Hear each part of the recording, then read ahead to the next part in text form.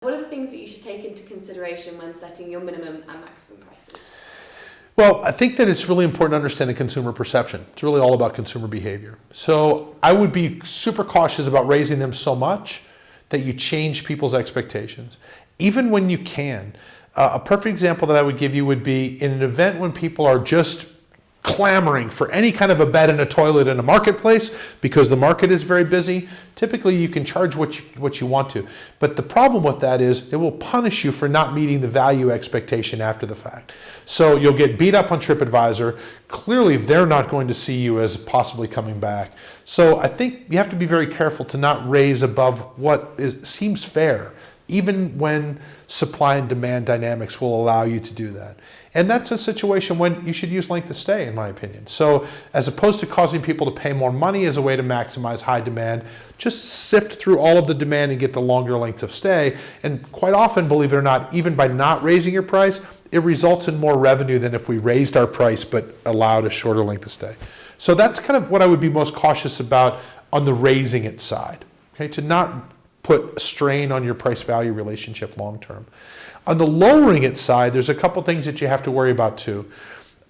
I think anytime you show a consumer a very low price, you're saying that you're willing to sell the product for that price, and the next time you want to charge more, it may be a little bit more difficult to do that.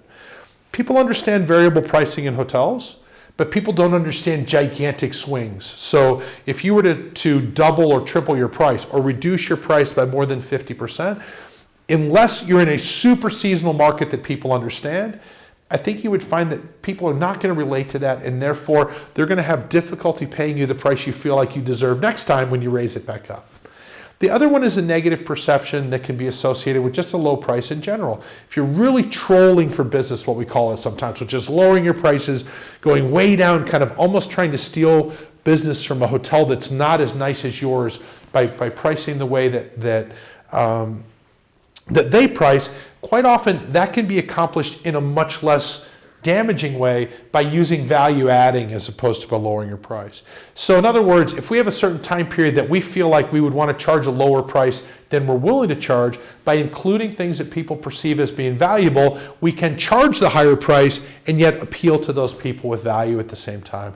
So we don't show them, for example, psychologically 2 digits to 3 digits, or the difference between 200 and 300 or 400 and 500, they're very big. And so we try not to show people those prices very frequently because we change their behavior. So you might just choose to, in this time period, because I want to lower my price a little bit lower than I would want to, we're including breakfast during this time period. Or perhaps even breakfast or parking to give the person that doesn't want breakfast or that doesn't have a car a little bit more value. But either way, what you've done is you've added this component in that's now causing the price that they're paying to be closer to what you usually charge, yet still showing them a good value. It's a much less risky thing in terms of when you want to show a low price than showing a straight up low price.